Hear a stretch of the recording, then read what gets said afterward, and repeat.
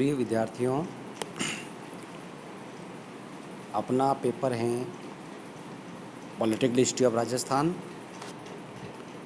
Topic हैं राजस्थान का एकीकरण। हमने प्रीवियस क्लासेज में राजस्थान के एकीकरण के बारे में अध्ययन किया था। राजस्थान का एकीकरण राजस्थान के इतिहास का एक महत्वपूर्ण आधार है। हम एकीकरण की अगर महत्वपूर्ण चरणों की ओर अध्ययन करते हैं तो हमें जानकारी होती है कि राजस्थान के एकीकरण को हम मोटे मोटे तौर पर 7 भागों में विभाजित करते हैं।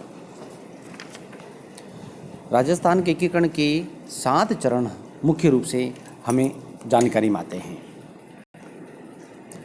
हम जब पहले चरण की बात करते हैं तो पहला चरण है उसे मत्स्य संघ के नाम से जाना जाता है और मत्स्य संघ का निर्माण 18 मार्च 1948 को हुआ था।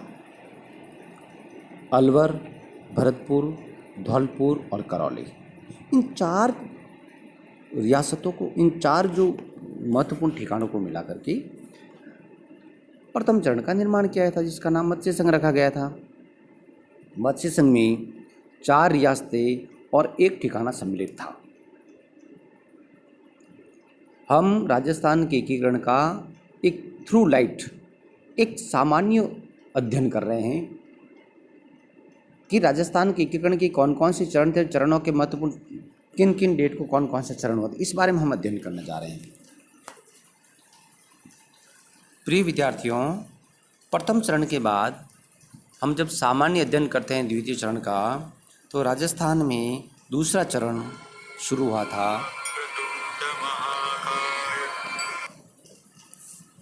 उस दूसरे चरण में मूल रूप से पूर्वी राजस्थान को माना गया है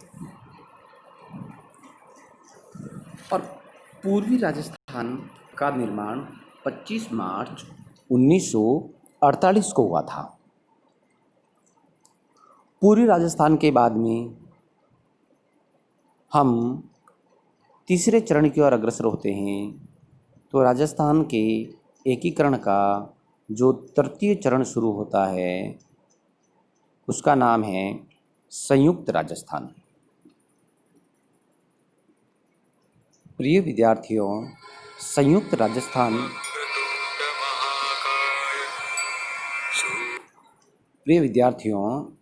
संयुक्त राजस्थान का निर्माण 18 अप्रैल 1948 को हुआ था। ऐसा माना जाता है कि संयुक्त राजस्थान के निर्माण के साथ ही राजस्थान का एक बहुत बड़ा हिस्सा एकीकरण के अंतर्गत शामिल हो चुका था। इस प्रकार हम तीसरे चरण में संयुक्त राजस्थान का जिक्र करते हैं। संयुक्त राजस्थान के बाद में संयुक्त राजस्थान का जिक्र करते समय हमें इस बात की जानकारी होनी चाहिए कि संयुक्त राजस्थान का निर्माण 18 अप्रैल 1948 को हुआ था। तीसरे चरण के बाद में हम चौथे चरण का अध्ययन करते हैं। तो चौथे चरण में वृहत राजस्थान आता है। वृहत से तात्पर्य विशाल। राजस्थान के एकीकरण में वृहत राजस्थान एक महत्वपूर्ण तत्व था। 30 मार्च 1949 को चौथे चरण के अंतर्गत वृहत राजस्थान का गठन हुआ।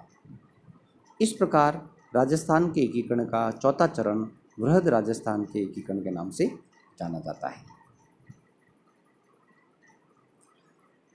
आगे प्रिय विद्यार्थियों, हम जो अगले चरण की बात कर रहे हैं वह है 5वां चरण, और 5वें चरण का नाम है संयुक्त वृहत राजस्थान।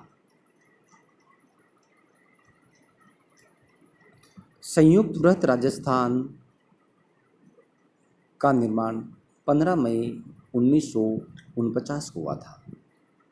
संयुक्त वृहत राजस्थान में वृहत राजस्थान के साथ संयुक्त शब्द जोड़ने के साथ ही लगभग राजस्थान का विशाल भूभाग एकता के सूत्र में बंध चुका था और राजस्थान के एकीकरण का लगभग अंतिम चरण आने की तैयारी में था। इसलिए इसे संयुक्त वृहत राजस्थान कह सकते हैं। संयुक्त वृहत राजस्थान का अस्तित्व 15 मई 1949 को सामने आया। प्रिय विद्यार्थियों, छठे चरण की हम जब बात करते हैं तो छठे चरण के अंतर्गत हम राजस्थान संघ की बात करते हैं। राजस्थान संघ का निर्माण 26 जनवरी 1950 को हुआ। राजस्थान संघ के अंतर्गत विभिन्न आसपास के कुछ भूभाग थे जो विवादित थे या किसी कारण से भूभाग को संगठित होने में कुछ समस्याएं थी, लेकिन सरदार वल्लभ भाई पटेल के अमूल्य और अथक प्रयासों से एकीकरण का काम संपन्न हो रहा था और छठा जो राजस्थान का चरण था वह राजस्थान संघ के रूप में था, जो 26 जनवरी 1950 को राजस्थान संघ का निर्माण हुआ। प्रिय विद्यार्थियों, हम अंतिम चरण की बात करते हैं, वह है 7वां चरण और 7वें चरण को वर्तमान राजस्थान का रूप दिया गया। ये लगभग 7वां चरण लगभग 6 वर्षों के बाद समापन हुआ। वर्तमान राजस्थान का अस्तित्व 1 नवंबर 1956 को आया। इस प्रकार हम राजस्थान के निर्माण के 7 चरणों का अध्ययन करते हैं। तो अंतिम चरण है वो 7वां चरण था, जिसे हम वर्तमान राजस्थान कहते हैं, जिसका अस्तित्व 1 नवंबर 1956 को हमारे सामने आया। इस प्रकार एक जो भौतिक परिवेश के रूप में जिस राजस्थान का हम आज भौतिक परिवेश में अध्ययन करते हैं, उसका राजनीतिक एकीकरण हुआ और भौतिक और राजनीतिक स्वरूप के साथ ही एक विशाल राजस्थान का निर्माण हुआ, जो आधुनिक राजस्थान के नाम से जाना जाता है। धन्यवाद।